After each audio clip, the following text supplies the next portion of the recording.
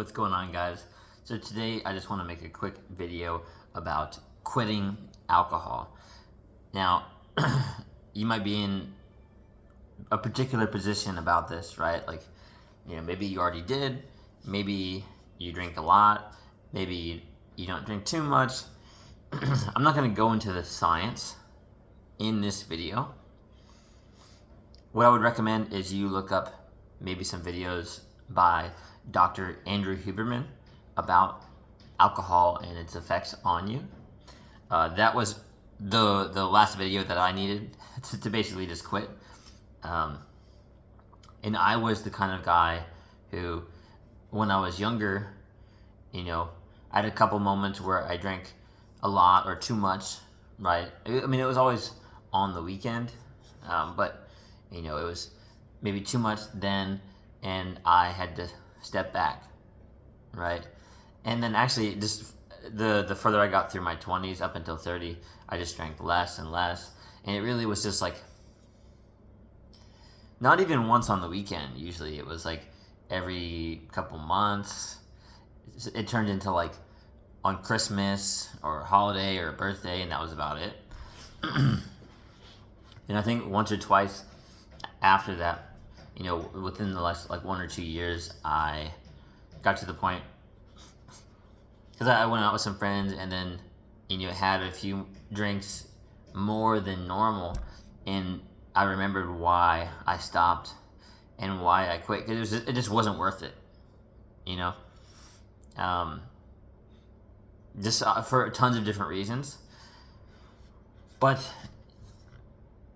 if you look it up, like one of those videos from Dr. Andrew Huberman, he talks about how alcohol is literally poisonous for us. And you might be thinking, okay, bro, but it's not that bad on the weekend. Just once to take the edge off every once in a while. Just chill out, bro. Like, just have one every once in a while. Like you're not really living, are you? And what I'm gonna say to you might hurt a little bit, but it's true.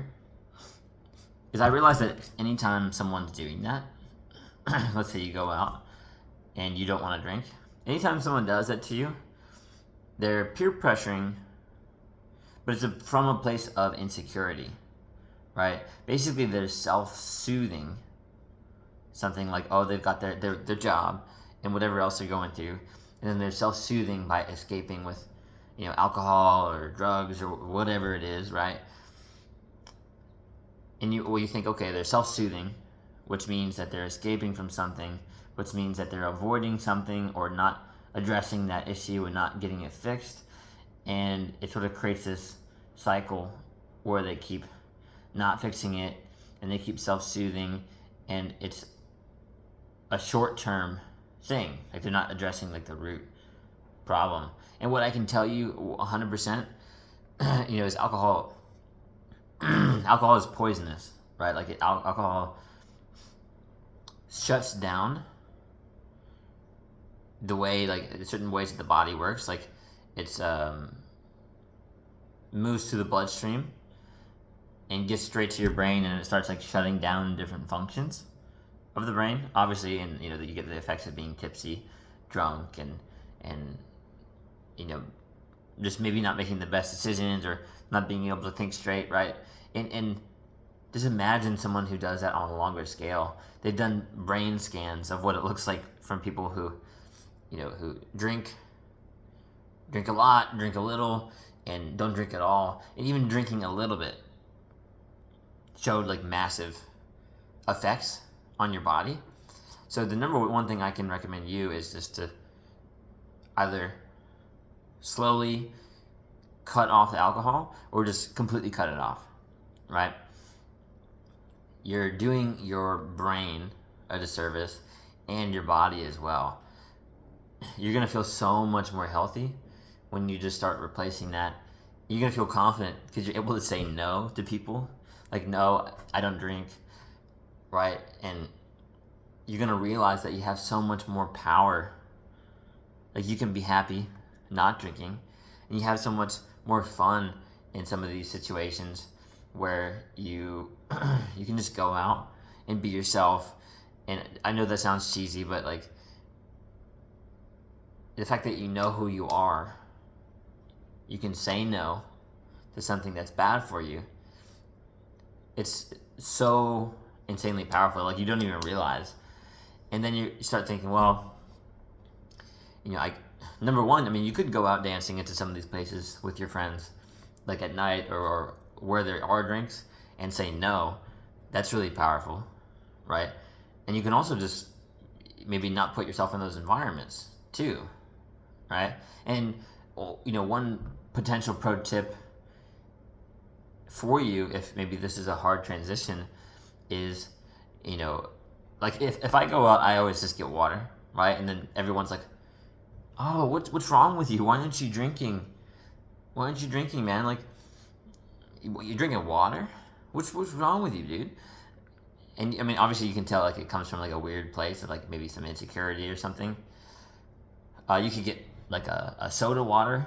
Usually, no one will ask questions about that, like a soda water with lime or something like that. Like they probably just think it's alcohol, and so you don't even need to tell them anything. Or you could get like a mocktail, which is like a fake cocktail, and I mean, even more likely that they won't ask you, right? So basically, like it looks like you're drinking, but you're not. But I mean, you could also just not put yourself in those environments, right? Like around those people who, enable that sort of thing. So it takes a lot of willpower if you do put yourself in those environments. And I know I'm kind of sort of like going on little tangents and things, but I want to help you understand why it's so healthy and the process of quitting too. I never drank much myself, but I realized that it was, having weird effects even when I drank just a little bit. And I just feel like so much better all the time, like just in terms of like my sleep, because alcohol really affects sleep in a bad way, and my eating habits, my body. I'm in the best shape I've ever been, and it's still getting better, right? And I know people who have turned more to drinking, and you could tell, right? Like just like on their face and their body, like they just don't look as good.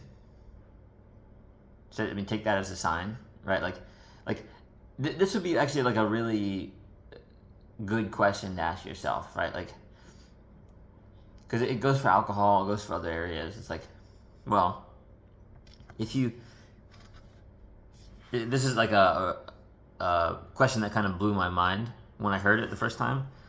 Is like anytime something happens in your life, you think, if I really loved myself, what would I do right now? If I really love myself, what would I do right now? And usually the answer to that is not poison yourself with alcohol. And now you know that even just a little alcohol is bad for you. This is like the ones on a weekend or what, whatever people try to tell you. And then you think, if someone's overweight, right, it's like, if they really love themselves, why aren't they taking more care of their body, right? So it all comes down to your health. Your health is the most important thing, because if you don't have that, then you can't really do much, right? Your health is going to decline faster, and you're not going to be able to do the same things as you were before, right? And wouldn't it be nicer to be able to do more and support your family, your loved ones, or build great relationships because you're healthy, right? If you truly loved yourself, you probably wouldn't be drinking. And that's the honest truth. And what's worse, I mean, you would probably get this from one of the Andrew Huberman videos, is that there's things in alcohol.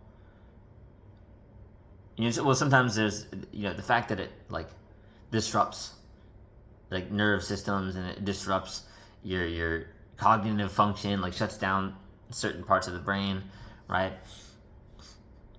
It also, because it gets into your bloodstream, it's like more dangerous to your body, because a lot of things like they can't like enter your bloodstream so easily, or in alcohol can enter your brain, obviously, right? but like other things can't do that so easily. So you know, it has a super dangerous effect. And I mean, we've all seen the extreme sides of what happens with alcohol. But like, you know, sometimes even like some of these drinks, right? Like if you, let's say you get a cocktail and you're not just like taking straight liquor or whatever. Like a cocktail is usually really sugary, right? And I mean, if you live in America or anywhere else, like, you know, there's a big like weight problem, people having too much sugar, processed food, processed sugar, diabetes, XYZ, overweight. And I mean, that plays into it. Like if it's sugary cocktails, and also if it's like beer or something, yeah, those sorts of things. Even wine is bad for you, by the way.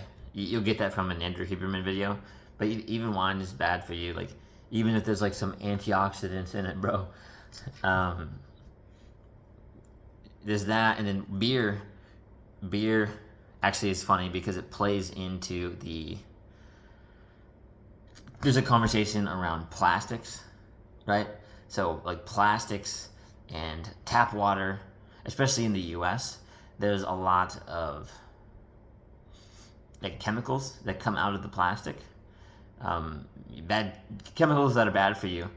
And so if you're drinking this water, you know, it's the chemicals on top of, there's some estrogen inside the water, right? So it actually feminizes men, right? Which is actually crazy. And I mean, you can kind of tell, which is, you know, even more wild, right? Like you can tell, like men are more feminine than before. Like they don't have the same body. They can't lift as much as, you know, their grandpa or their granddad could, right? Because our testosterone has dropped severely in the last few generations.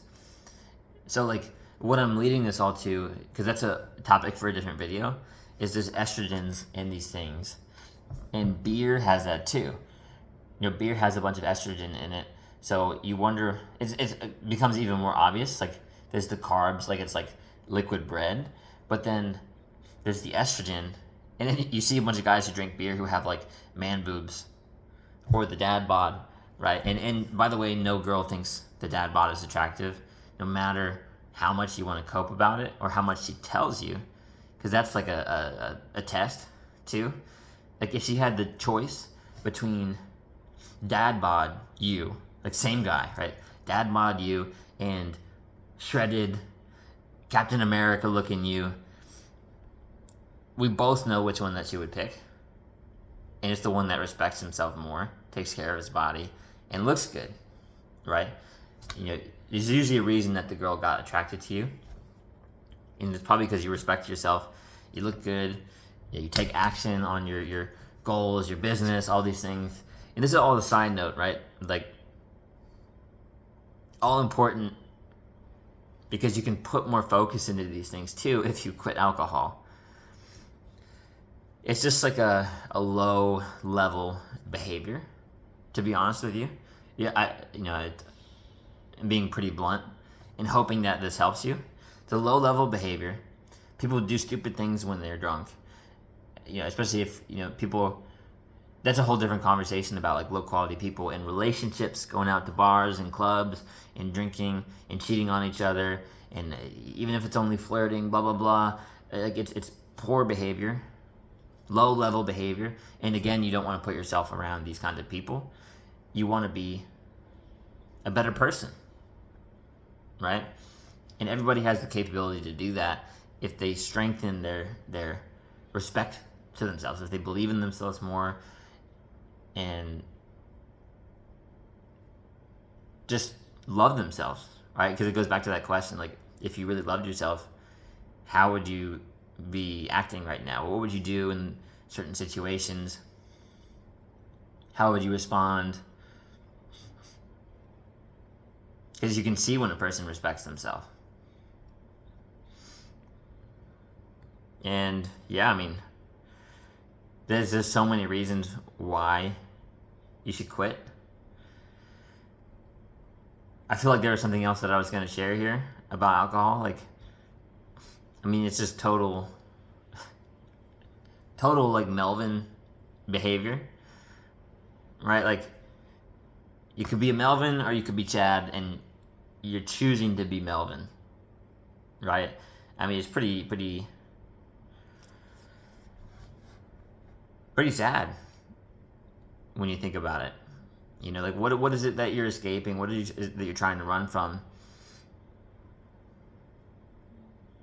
Imagine if somebody drank alcohol. Oh, this was the other thing I was gonna say. This is why I should probably script these videos maybe a bit more, write out some bullet points. I do like being able to go on these tangents a bit more freely to help you understand. So this is the last point that I'll make. So the funny thing about alcohol too, right? You know, like you think about like going to a restaurant or a bar or somewhere, like even if it's just a restaurant, like it's not really like a bar necessarily. They always ask you, would you like anything to drink?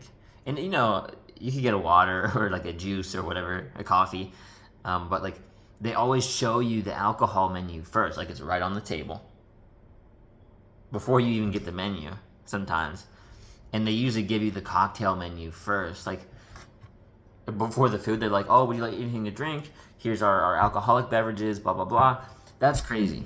That's absolutely nuts, and it shows you how they developed the alcohol industry. And you know, for a while they were trying to convince you that like cigarettes were cool or cigarettes were good for you, and we all know that that's not true. So if you're smoking too, I mean, cut that out.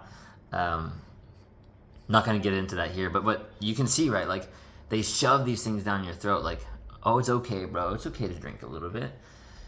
So these things happen at restaurants. The alcohol industry makes a lot because you see how many people are buying from restaurants, from convenience stores, ABC, like every weekend, going out to the bars, spending a bunch of money on their drinks, right? I mean, like imagine even like your let's just say that you're really like filthy rich, right? You can still imagine how much you might be spending on alcohol and where that money could have a more profound or productive use, right? Like imagine if you just like, you know, helped someone that was struggling, right? Or just like even like invested, like put that money to use to make more money, right? Like investing in like real estate or like a business, right? And so like you make your money multiply so you can continue to help other people, your family, you take care of their health, things like that. Like that's like a side effect of one, being bad with money, and two, you know, getting into drugs and alcohol, right? Like these places shove it down your throat, you know, and you think it's culturally acceptable, like it's normal. That's what's crazy. They normalize drinking alcohol. And it's funny because they try to give you alcohol, and they also give you side, like a lot of restaurants give you bread when you get to the restaurant, like free, right? But bread actually is something that it causes you to have a bit of brain fog, right? Like you can't think as straight. And it's funny because like that leads to, you have some bread, now you want some alcohol, and so they've you might think this sounds crazy, right? But like they've done things in a way where it's easier to get you to buy more food, to get you to buy more alcohol, because it's normal, and then like it seems like harmless, and you can think like, okay, bro, like it's not that serious, it's not that deep. Well, look, keep doing what you're doing, right? I'm serious. Keep doing what you're doing and see where continuing to drink alcohol leads you. Right? I can promise you that it's not good. So at some point, maybe you want to start taking your health seriously. Maybe you might get a better relationship, better friendships, better relationships with your family, a better girlfriend or partner, a wife, maybe a mother material if you stop drinking, right? Like, I don't think you realize the weight of your actions doing that. So I'm just going to leave it off here, right? You can see that I'm passionate about it. Is if you really love yourself, what would you do right now? You got this, bro.